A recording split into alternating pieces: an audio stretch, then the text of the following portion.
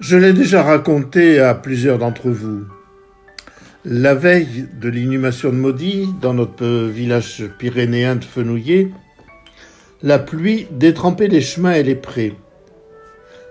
Dans la nuit, la tramontane s'est levée et au petit matin, elle avait chassé les nuages et laissé la place au soleil, mais sans faiblir pour autant. Pendant tout l'enterrement, elle a soufflé, quitte à faire voler les fleurs et nous assourdir. Les beaux textes lus où le solo de saxo suivait la voix des fleurs. Un habitant du village m'a dit, en revenant du cimetière, « Cette tramontane, c'est maudit. C'est sa fougue, elle est là. » Il n'a pas dit « elle est dans la tramontane », il a dit « elle est la tramontane ». Cette image me semble infiniment vraie. Maudit, toute sa vie, a été une tramontane, un élan, une force, que rien n'arrête, une fureur parfois. Elle se définissait comme une révoltée dès avant sa naissance. Cette révolte a pris corps progressivement et s'est concentrée peu à peu sur les femmes handicapées, leur double discrimination, leur double exclusion, afin de réclamer non pas leur protection misérabiliste, mais leur citoyenneté pleine et entière, dans un vaste mouvement qui dépassait le handicap et mobilisait la totalité de la société. J'ai partagé cette aventure pendant 45 ans. Nous nous sommes rencontrés à Paris, plaque tournante des destinées. Je terminais ma deuxième crise d'adolescence à plus de 30 ans, et elle commençait à fréquenter les successeurs de Freud et de Lacan surtout, et de plus en plus. Elle aimait raconter cette anecdote.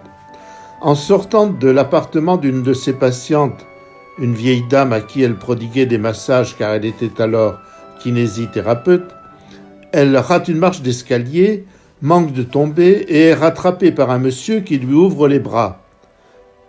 C'était un certain Jacques Lacan, locataire de la vieille dame. Est-ce cette rencontre inédite de la malvoyante avec le psychanalyste non-conformiste qui a décidé de la suite de sa carrière? On ne sait jamais. Pour ma part, j'étais encore imbibé de sociologie grâce à un élève de Pierre Bourdieu. Ma rencontre s'est faite avec Maudit à la suite d'une conférence que j'avais donnée sur, je crois, l'avenir des religions, un thème qui conduira plus tard mes réflexions sur la diabolisation de la femme, par exemple, ou plus récemment la laïcité. Nous avons, après mûre réflexion, adopté 2 enfants, un garçon, Manuel, et une fille, Johanna, qui nous ont donné beaucoup d'amour et beaucoup de soucis, comme tous les parents du monde, et qui sont aujourd'hui la joie de leur vieux père. J'y vais. Je ne vais pas vous raconter à nouveau le chemin qui a mené à la création de Femmes pour le dire, Femmes pour agir, à sa première manifestation, ici même, grâce à Anne Hidalgo, encore première adjointe, avec le parrainage de Lucie Aubrac, et les forums ou colloques qui ont suivi à un rythme, certains ont dit épuisant, mais ce n'était pas le vocabulaire de Maudit, et qui ont donné lieu à autant de publications chez l'Harmattan. Toujours la tramontane.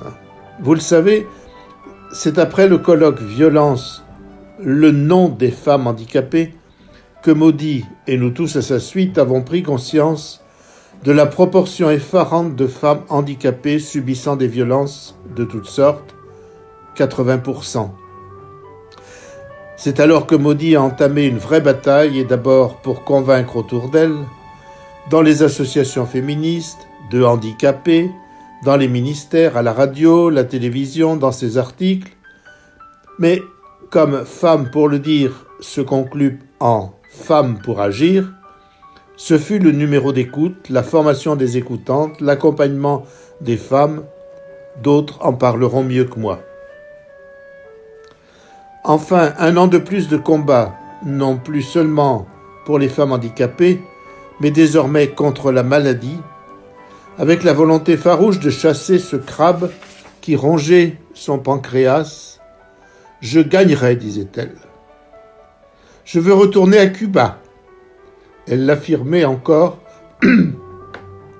2 jours avant sa mort. Elle est allée simplement à Fenouillet, Pyrénées-Orientales, près du chemin qui mène au Prat del Rey.